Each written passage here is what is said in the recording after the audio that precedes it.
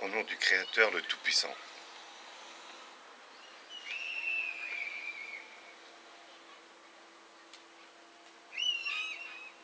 Le Haq, la vérité. Salutations, victorieux céleste. Lis au nom de ton Seigneur. Je vais passer en revue des infos à la frappe sismique. Et ce message s'adresse à ceux qui ont une base de connaissances et de la compréhension pour le Haq.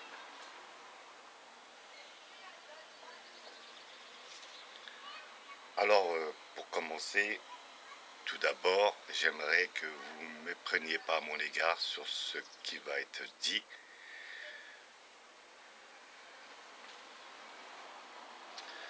J'avance et j'avancerai toujours vers le sentier du Haq, intrinsèque au Créateur Tout-Puissant, celui qui a créé toute créature, toute vie sur terre et dans l'au-delà.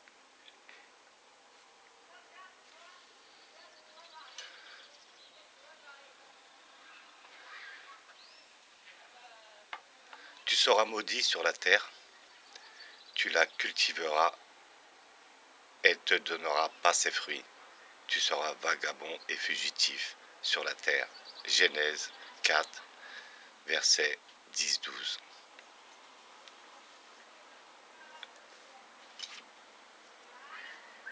Yahvé n'avait pas maudit Adam, mais seulement la terre, parce qu'Adam avait confessé sa faute. Il maudit Caïn, comme il avait maudit le serpent, c'est-à-dire le démon, dont Caïn imitait l'envie et avait suivi les inspirations.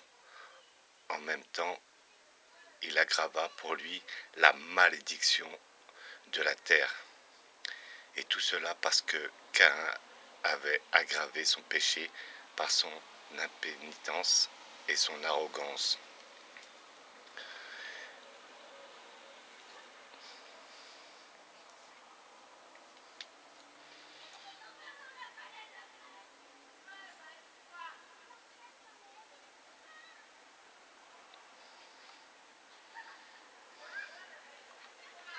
Donc on voit dans les textes que Iblis a été le premier à être maudit et jeté hors du royaume céleste. On voit que Caïn a été maudit par notre Créateur Tout-Puissant ainsi que sa descendance. Alors quand il s'agit d'une malédiction, on perd tous ses attributs divins. Il faut savoir qu'avant la malédiction, Caïn avait la bénédiction de notre Créateur. Il a commis le crime en tuant son frère, il a menti, il a été arrogant, et c'est là qu'émergent tous ces péchés capitaux, on va dire.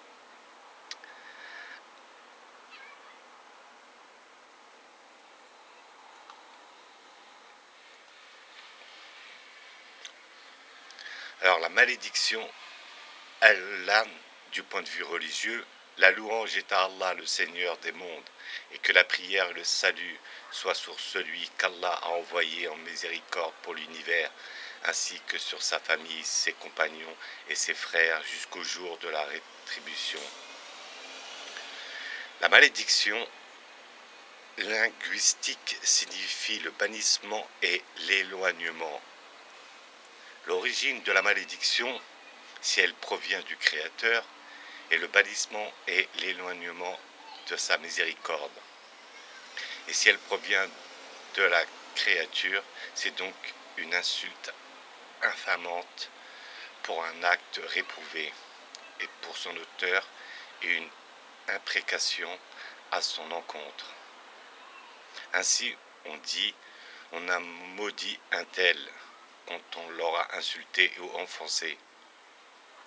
La malédiction et le bannissement et l'éloignement à titre de courroux, il s'agit d'une punition quand elle provient d'Allah. dans l'au-delà et d'une cessation de sa miséricorde et de son assistance dans l'ici-bas. Donc on voit que Caïn a perdu tout ce qui était béni et vertueux. Donc en l'occurrence, quand on perd quelque chose de béni, de vertueux, la nature a horreur du vide, avec la complicité d'Iblis, Satan qui règne sur ce bas monde, lui a inculqué d'autres mœurs. Et on va visiter et voir un peu quelles sont tous ces mœurs qui sont à l'opposé du bien, de la bénédiction, du vertueux, de l'honneur, de la vérité, du haq, de l'amour, de la passion, etc.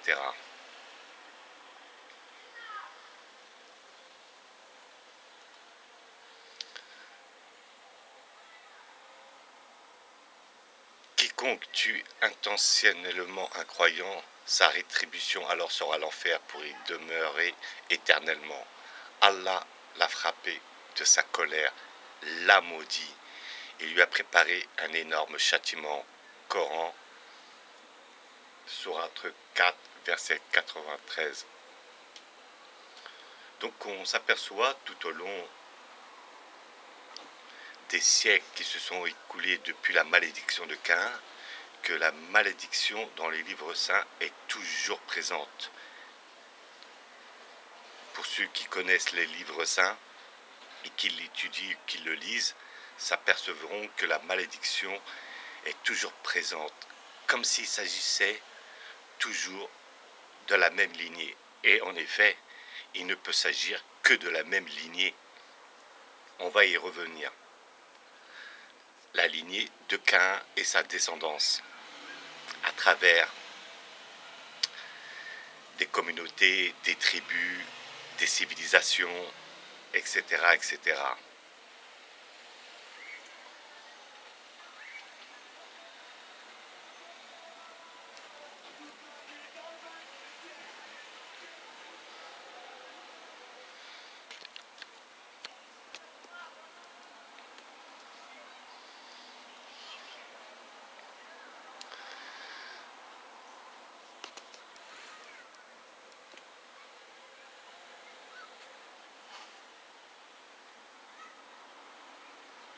Si les mécréants possédaient tout ce qui est sur la terre et autant encore pour se racheter du châtiment du jour de la résurrection, on ne l'accepterait pas d'eux, et pour eux, il y aura un châtiment douloureux. Donc les mécréants, vous allez trouver, on va trouver beaucoup de termes comme ça, mécréants, juifs, israélites, chrétiens, juifs, et puis beaucoup de personnes font la confusion. Il s'agit toujours de la même lignée. Lorsque Dieu s'adresse à des gens bénis, vertueux, qui ont la foi, ils sont souvent cités comme gens du livre ou personnes accomplissant de bonnes œuvres pour les distinguer de ceux qui ont des appellations qui portent à confusion. Admettons par exemple, si je vous dis les Donmei et les Marans, pour ceux qui sont dans la connaissance, voilà, les Donmei, ce sont des juifs faussement convertis à l'islam. D'accord ? Et les Marans, ce sont des juifs faussement convertis au christianisme ou au catholicisme. Donc, si on dit par exemple, en parlant de ces personnes juives qui sont de la lignée maudite, comme les Khazars, comme les Huns, les Scythes, etc., etc., toutes ces civilisations dont je parle dans d'autres vidéos, si on parle de ces personnes, de ces chrétiens faussement convertis, de ces juifs faussement convertis au christianisme et de ces musulmans et de ces juifs faussement convertis à l'islam, et qu'on parle d'eux, les gens croiront que ce sont les gens de foi Donmé Marins. Ben, c'est pareil pour les mécréants. On parle toujours des mêmes personnes. Sauf qu'avec les traductions des livres saints, ceux qui ont le pouvoir de la finance et le pouvoir et l'hégémonie sur vous et les peuples du monde entier, ont bien compris qu'il fallait altérer et changer les textes vu qu'ils en avaient le pouvoir. C'est à ceux qui sont doués d'intelligence de faire la distinction. C'est pour ça qu'il est bon de commencer par les livres saints, les évangiles, les feuillets, la Torah, le Coran, et de s'en imprégner pour qu'il n'en résulte en vous une base de haq, de vérité, pour que vos recherches soient fructueuses pour tout ce qui aurait été falsifié, modifié, altéré, etc., etc. Il faut partir de ce principe. Si vous ne voulez pas être dans ceux qui disent « oui, le Coran s'est trompé, oui, ceci est grave de parler de telle et telle personne ou de telle et telle communauté ». Là, il s'agit toujours de la lignée maudite, qui ont trouvé le moyen de falsifier les textes, les traductions, pour y mettre des mots différents à la place, pour que vous ne retrouviez pas l'origine de leur provenance.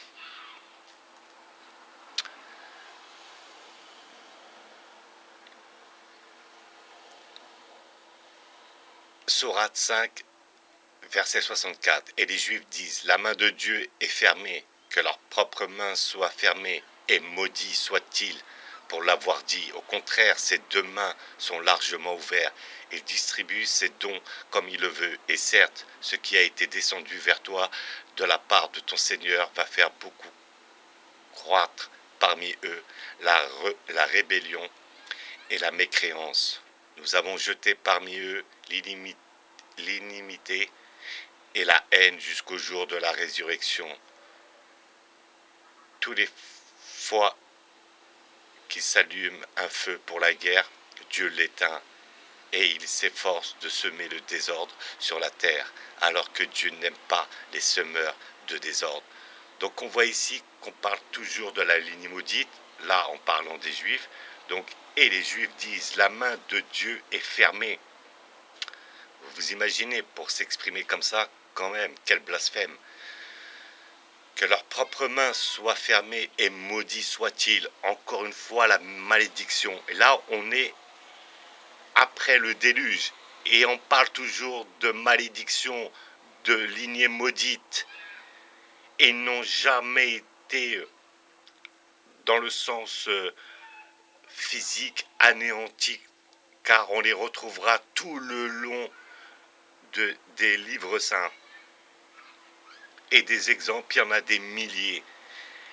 Les traductions ont pour but de dissimuler leur origine par des mots juifs, par des mécréants, par des termes qui laissent à croire qu'il s'agit de d'autres personnes. Bien sûr, ils n'allaient pas laisser un chemin qui conduirait tout de suite à une logique et à un hack qui pourrait même changer un athée et lui apporter une autre vision de la vérité. Et pourquoi pas aller vers le chemin de Dieu, parce que tout est explicite. Donc il faut remettre les choses à leur place, dans leur contexte. Il s'agira toujours de la même lignée, la descendance de Caïn. Alors vous avez toujours ces caractéristiques pour les décrire et les reconnaître. Vous voyez, ça, on le retrouve dans nos élites en 2021. Cette façon de gérer, d'allumer un feu pour la guerre, etc., etc. C'est ce que nous vivons.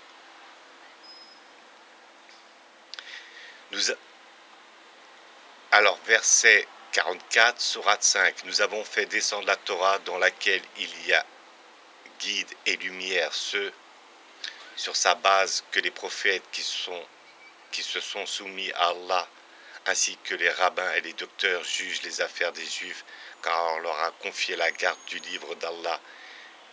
Ils en sont les témoins. Ne craignez donc pas les gens, mais craignez-moi, et ne vendez pas mes enseignements à vil prix. Et ceux qui ne jugent pas d'après ce qu'Allah a fait descendre, les voilà les mécréants. On parle toujours de la même lignée. Nous avons ici prescrit pour eux, vie pour vie, œil pour œil, nez pour nez, oreille pour oreille, dent pour dent. Les blessures tombent sous la loi du talion. Après quiconque qui renonce par charité, cela lui vaudra une expiation. Et ceux qui ne jugent pas d'après ce qu'Allah a fait descendre, ceux-là sont des injustes. Les injustes, toujours les gens de la même lignée, maudite.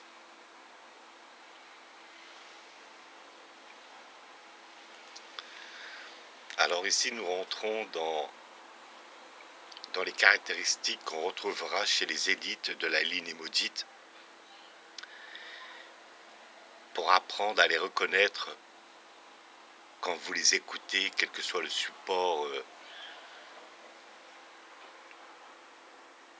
L'orgueil est le fait de s'attribuer des qualités que l'on n'a pas, de tout rapporter à soi. L'orgueilleux se croit supérieur et plus méritant que les autres individus qu'il méprise. Nous pouvons identifier l'orgueil sous différentes formes: la vantardise, la vanité, l'opiniâtreté, la présomption, la supériorité, l'ambition et l'hypocrisie.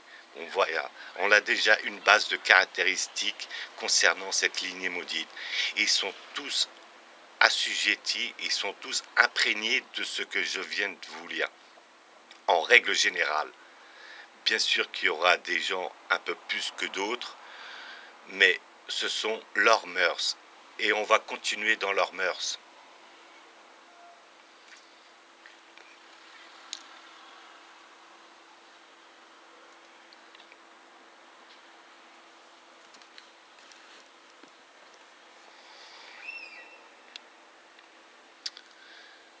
Une perversion désigne dans un sens général une inclination à des conduites considérées comme déviantes par rapport aux règles et aux croyances morales d'une société. Le terme recouvre toutefois plusieurs champs sémantiques et différentes définitions. Il est issu du verbe perverti qui signifie littéralement détourner, comme Satan détourne, d'après l'étymologie latine perverter, mettre sans dessus-dessous, et globalement action de détourner quelque chose de sa vraie nature. Le sens moral du verbe perverti, convertir au vice, date du XVIIe siècle et a longtemps eu une connotation religieuse.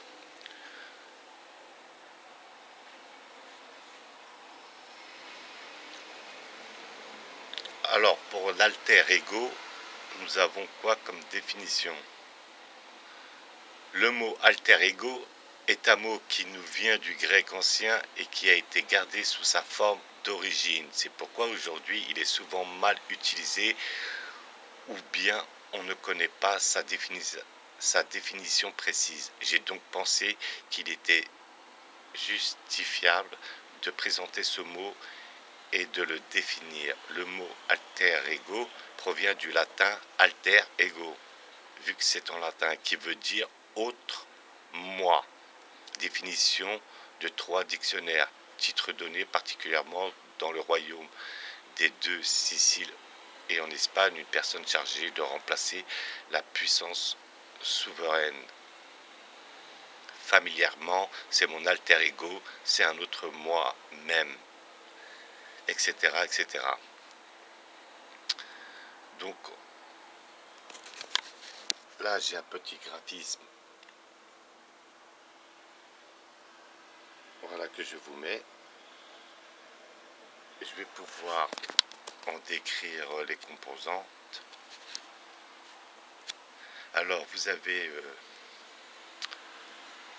les 7 péchés capitaux. Ce sont des caractéristiques qu'on retrouve sur les élites de la lignée maudite en grande majorité, et bien sûr sur tous ceux qui sont alliés à ces familles, donc les bâtards de la bâtardisation, etc., la franc-maçonnerie, l'oligarchie, les Illuminati, les sataniques, tous ceux qui font partie de clubs pervers et obscurs. Et puis vous avez aussi dans le peuple ceux qui sont en bas et qui font partie de l'élite, mais qui sont à leur niveau. Ils font leur travail à leur niveau. Chacun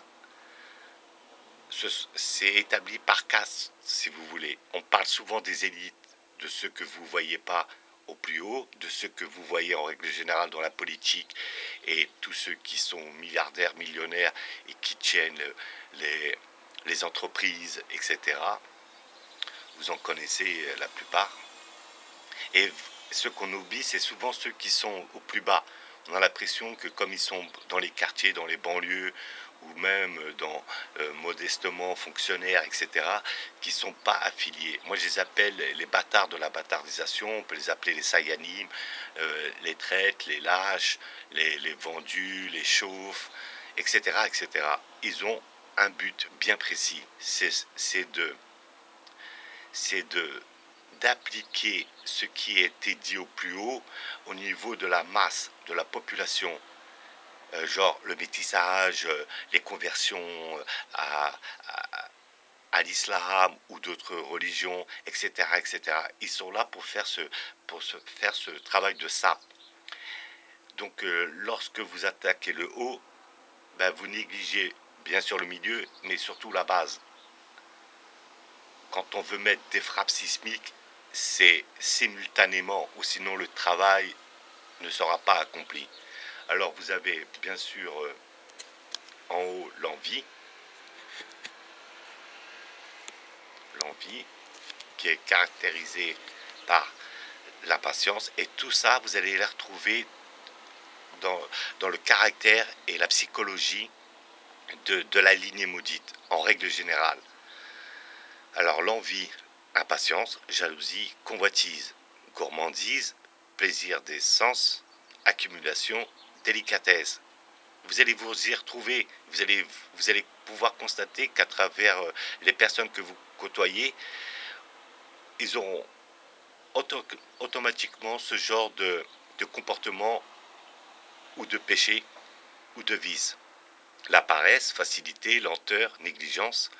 Vous avez l'avarice, économie, usure, perte, casse, l'orgueil, amour-propre, gloire, succès, luxure, excès, sensualité, vice, colère, effervescence, fougue, vengeance.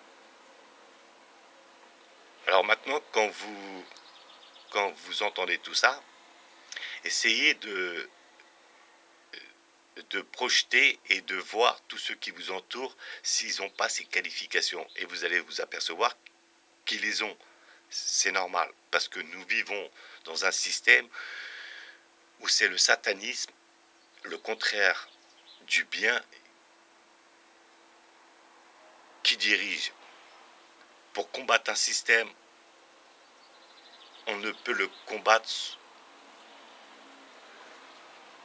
seulement si on n'a pas en soi leurs mœurs. Il est impossible d'attaquer qui que ce soit ou de se défendre ou de riposter si vous appliquez les mœurs de ceux qui vous tyrannisent, qui vous oppressent et qui vous mettent en esclavage. Et ça a été ça leur force, c'était de vous inculquer tous ces vices. Et lorsque vous vous apercevez qu'il faut agir, ben vous en êtes imprégné. Et là, vous subissez l'effet contraire. C'est le pouvoir d'Iblis et de Satan.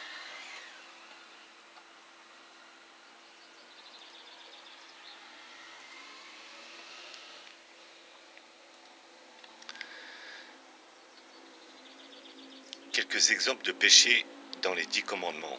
On a l'idolâtrie, l'abus du nom de Dieu, la violation du sabbat, le manque de respect envers les parents, le meurtre, l'adultère, le vol, le mensonge et la convoitise. Donc vous voyez que tout ce que je viens de vous dire, on le retrouve là, en France, par des mœurs républicaines. Et même ceux qui sont bons au fond d'eux sont imprégnés de ces mœurs-là. Chacun à son degré, et vous avez les extrêmes bien sûr. Donc il faut vous méfier de ceux qui prétendent combattre pour le haq et la vérité et la liberté, alors qu'eux-mêmes sont imprégnés de ces vices. Donc ça pourra vous donner des repères de savoir que si si vous avez été charmé ou si vous êtes influencé par une personne qui prétend vous aider parce que on vous énumère tout ce qui ne va pas, et qu'à travers cela, ces personnes, au féminin comme au masculin, sont imprégnées des mœurs de la République judéo-satanique, on appelle ça de la subversion. Et c'est là qu'on voit que c'est soit des agents infiltrés, soit c'est des gens qui sont là pour vous dévier vers des impasses, etc., etc. Dans le sermon sur la montagne, Matthieu, chapitre 5, verset 7, Jésus va plus loin concernant le meurtre. Il dit « Tout homme qui se met sans raison en colère contre son frère mérite de passer en jugement. Celui qui traite son frère d'imbécile mérite d'être puni par le tribunal, et celui qui le traite de fou mérite d'être puni par le feu de l'enfer. » Vous vous rendez compte que la plupart des gens qui sont crédibles, qui sont pour accomplir et agir dans le sentier de notre Créateur Tout-Puissant avec le haq et les moyens qu'ils ont, ils sont souvent stigmatisés, insultés de fous ou de folles, etc., etc. Ayez un bon discernement. Que vous aimiez ou pas ces personnes, vous n'avez pas à les qualifier, car le châtiment vous concernera un jour ou l'autre. Matthieu, chapitre 5, verset 22, concernant l'adultère, il dit « Tout homme qui regarde une femme pour la convoiter a déjà commis un adultère avec elle dans son cœur. » Vous vous rendez compte que là, maintenant, la fornication, elle est presque publique. C'est incroyable. Les mœurs républicaines judéo-talmudiques ont perverti la société, vos filles, vos enfants. Et vous êtes là à dire que c'est normal. Non, c'est anormal. Tout ça, c'est du satanisme. Caïn a commencé comme ça.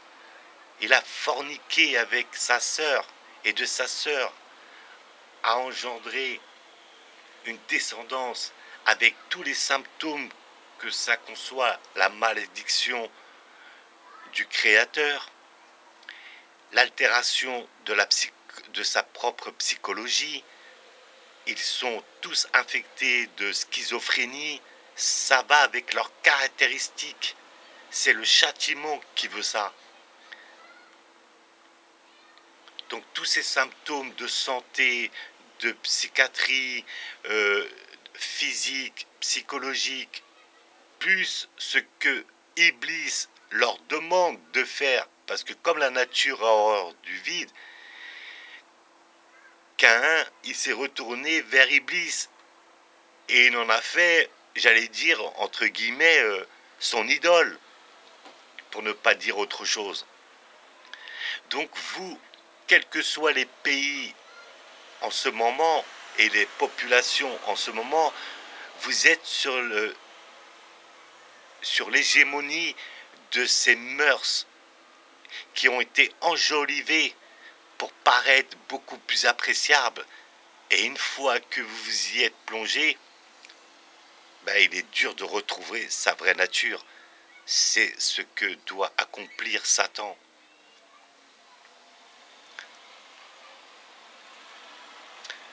Matthieu chapitre 5, verset 28. Galates chapitre 5, verset 19-21 dit « Les œuvres de la nature humaine sont évidentes. Ce sont l'adultère, l'immoralité sexuelle, l'impureté, la débauche, l'idolâtrie, la magie, les haines, les querelles, les jalousies, les colères, les rivalités, les divisions, les sectes, l'envie, les meurtres, l'ivrognerie, les excès de table et les choses semblables. Je vous préviens, comme je l'ai déjà fait, ceux qui ont un tel comportement n'hériteront pas du royaume de Dieu. » Donc, toutes ces caractéristiques que vous venez d'entendre, pour les trois quarts, je vais dire, je parle que de la France, mais pour le reste du monde, c'est la même chose. Pour les trois quarts, vous en êtes imprégnés. Et si vous trouvez des gens qui sont, soi-disant, dans le sentier de combattre le mensonge et les mœurs sataniques républicaines, judéo-talmudiques, ce sont des traîtres, des lâches, des collabos, des harkis. C'est de la subversion, c'est des gens qu'il faut soit remettre à leur place, soit les éviter, ou trouver un moyen de mettre un terme à leurs exactions. Donc on continue, tout ça c'est pour les reconnaître. Dès l'instant que vous avez une personne, femme, enfant, homme, etc., et qui ont ne serait-ce que la moitié de ce que je viens de vous dire, ou la totalité, c'est votre ennemi déclaré. Soit vous le combattez, ou soit vous êtes anéanti. Il n'y a pas de solution. Donc toute cette lignée, la lignée maudite de Caïn, qui se fait appeler Khazar, qui se fait appeler juif, israélite, etc., franc-maçon, Illuminati, l'État profond,